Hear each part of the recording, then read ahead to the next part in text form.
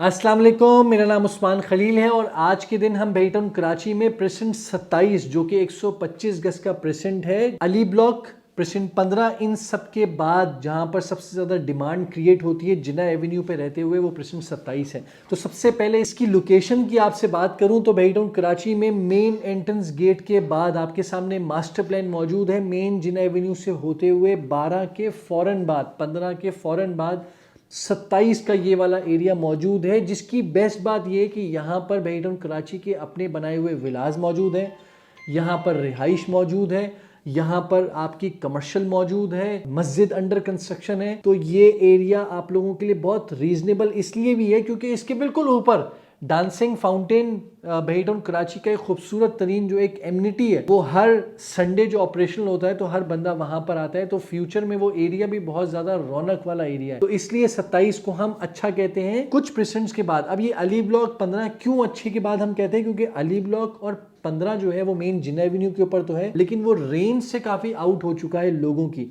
जिनका कम बजट में लोगों का लेने का इरादा है और वो कहते हैं नहीं भाई हमें जिना एवेन्यू पे ही लेना है। तो 12 भी एक्सपेंसिव है, वो भी आप लोगों को 45 से अबव के रेट में मिलता है। 15 भी आपको इसी तरीके से चीज पे मिलता है। 27 की मैं बात करूं तो 27 में आपको नॉन डेवलप्ड एरिया और डेवलप्ड एरिया दो हिस्सों में मैं डिवाइड कर देता हूं। नॉन डेवलप्ड एरिया आप लोगों को तकरीबन 28 लाख रुपए पे भी प्लॉट्स यहां पर मिल जाते हैं, जिसका काम स्पीड के साथ जारी है। मतलब कच्चे रोड कर दिए, वो भी बहरी टाउन कराची जल्द से जल्द बना देगा। अगर मैं डेवलप्ड एरिया की बात करूं तो आप लोगों को 35 लाख से लेकर आप लोगों को 60 लाख रुपए तक का रेट है। अब ये जो इतनी बड़ी वेरिएशन है, ये वेरिएशन सिर्फ और सिर्फ आबादी के पर्सपेक्टिव के हिसाब से, कि जहां पर ज़्यादा घर बन चुके हैं, आबादी आ चुकी है, वहां का रेट ज़्यादा है। जो जिना एवेन्यू से ज़्यादा कनेक्टेड है उसका रेट ज़्यादा है। और कम रेट की बात करूं तो जो बैक साइड का एरिया है जहां पर कब्रिस्तान के करीब है, ये वाला एरिया, यहाँ पर भैया ने सबसे ज़्यादा कमर्शियल एक्टिविटी शुरू कर दी कि पार्क भी बना दिया, कमर्शियल गैलरी भी बना दी। उस एरिया में आप लोगों को सस्ते प्लॉट्स मिल जाते हैं और वहां आबादी भी मौजूद है। यहाँ बैठे कराची ने स्पोर्ट्स कॉम्प्लेक्स भी बना दिया जो कि आपके सामने स्क्रीन के ऊपर मौजूद है। और देखा देखी में बैठे कराची ने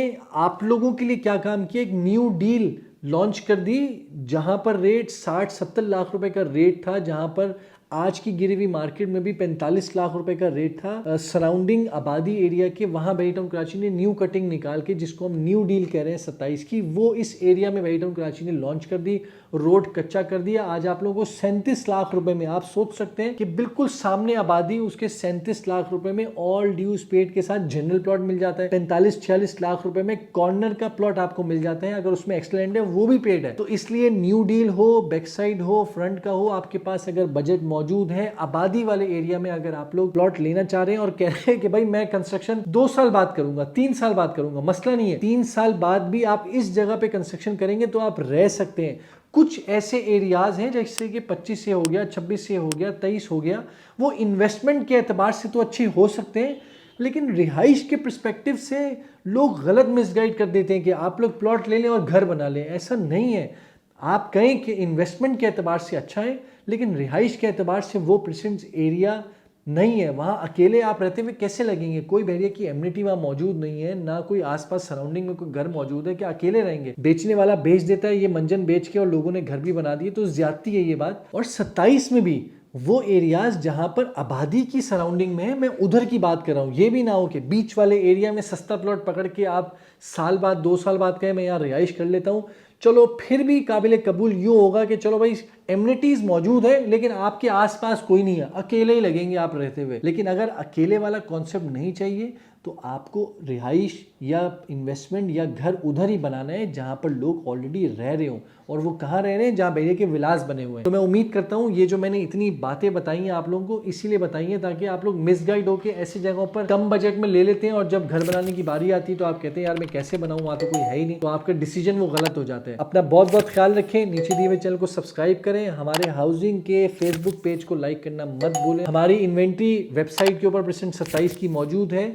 आप हमसे रब्ता कर सकते हैं। अपना ख्याल रखें। खुदा हाफिज़।